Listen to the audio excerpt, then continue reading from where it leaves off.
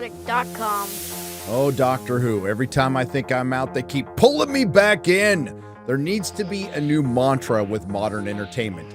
Things can always get worse. Now, Disney, with the first female Doctor played by Jodie Whittaker era, which started out to record ratings that eventually fell off a cliff. Of course, it was a critical darling, but it was cancer for the fandom. The audience scores, including one that hit 0%, I'm not going to let that go, hit rock bottom, leading to the show almost getting canceled. Hello everyone and welcome back. Today we're talking about how grown men hate Disney. There is a massive contingency of YouTube viewers and creators that their entire content and content consumption is based around hating Disney together. I was kind of awakened to this when I was recommended a YouTube video from Piers Morgan, possibly one of the most controversial news people, and they had two guys on there talking about how much they hated Disney and how Disney is ruining everything they love. With Disney, there's a huge civil war raging with Disney. We're trying to work out what is going wrong. Disney are the DEI department. People want to go see diverse films, but No, they also they want don't. to see things. We used to joke about they're just checking boxes when they're literally checking boxes. And they've stopped thinking about storytelling because they actually look down on the audience. The woke brigade that's within their building. They've got nowhere to go at this point. They're just there for identity politics. The two guys in question were Critical Drinker and Nerdrotic. A quick YouTube search found that not only are these guys angry and big-time Disney fans, they're also massive YouTube creators. As it's sitting right now, Critical Drinker has 2 million subscribers with 458 videos. And Nerdrotic is sitting at 1.02 million subscribers and 1.4 thousand videos. Somewhere along the way, the nerds got assimilated into Disney. When Disney bought Marvel and Star Wars, it kind of changed everything. There was this influx of people that weren't necessarily Disney people. Now, I know several Disney adults, and one of them is one of my best friends.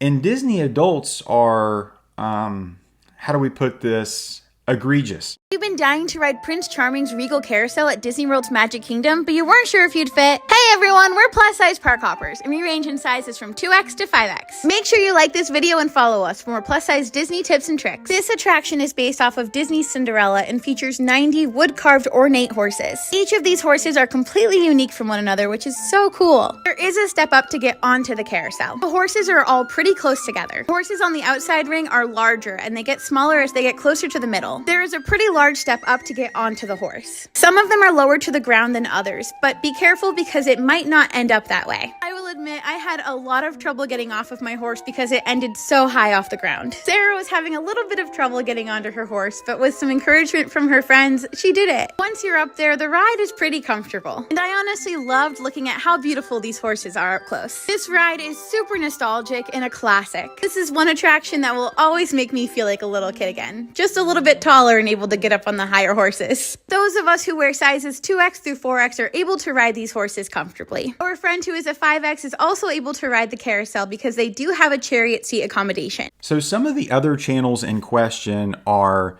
this Yellow Flash, Ryan Kennel, RK Outpost, The Quartering, Josiah Rises, Mike Zero.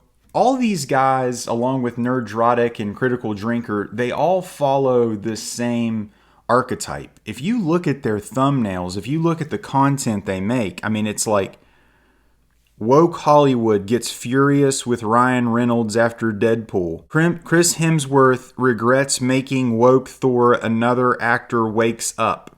What WTF is this? Cringe. Marvel gets slammed after cringe Red Hulk design leaks. Disney's Doctor Who attacks fan, an unmitigated disaster. Fans walk out, what a effing joke. And then their thumbnails are all the same, where it's like a picture or some kind of AI art, and then some sort of like triggering inflammatory language like on the other side. I mean, it's a good idea for thumbnails and definitely for clickbait. But man, I mean, this is just outrage to the max. And then I got to thinking, like, are these guys like actually this angry, or are they just trying to, catch the zeitgeist, put the finger on the pulse of what nerds are feeling? And I think it's a little bit of both. I mean, these guys definitely seem angry, and they definitely seem like the things that they've loved since their childhood are being, pillaged and the rest. There is this just massive amount of people that are outraged. They feel like there's no one speaking for them. They feel like the things that they know and love are being flipped and turned around for some sort of hidden agenda. They feel like Marvel and Star Wars are not really being used to create good stories. They're just being used to push some sort of hidden agenda. And Disney and some sort of evil Mickey caricature is steering the ship. And this outrage speaks to so many people. It makes people want to watch. It makes people want to engage.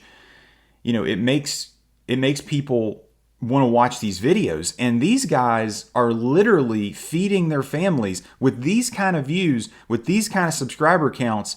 I mean, you are feeding your family on hate and outrage. Disney thought it was just a great idea a few years ago when they were moving ahead with more live-action bastardizations of animated classics, for them to get all these virtue signal points, all these woke points, and say, look, we're going to have Black Little Mermaid and Latina Snow White. However, over the past few years, it hasn't exactly gone the way they'd planned. Black Little Mermaid was a massive box office disappointment for them, especially after they spent so much money on it. And now, when we look forward to Latina Snow White with Rachel Zegler, that's probably going to be an even bigger disaster. We know all the things that Rachel Zegler said, the backlash she got after slamming the original, after talking about how, it's really needed to bring it into the modern era, a modern retelling of this story, because it just was not okay the first time they did it. A lot of that probably warranted. I mean, anybody with a brain and two eyes can see that the Marvel movies and Star Wars are not what they used to be. There is definitely something afoot. But man, to wake up every single morning and be like, I'm going to put something out there in the ecosphere of just absolute hate and vitriol and rage, man, that is a tough road to hoe. I do not envy this, because they're getting the backlash from, the left wing, the people that are, is wanting to support that type of content, but just that type of anger and vitriol really kind of would wear on you for a while. I do not envy them. Guys, do you consume this kind of content? Is this something that you guys watch? Let me know. If at any point in time you like this video, give the thumbs up. And if you like this video, subscribe for more. Take care.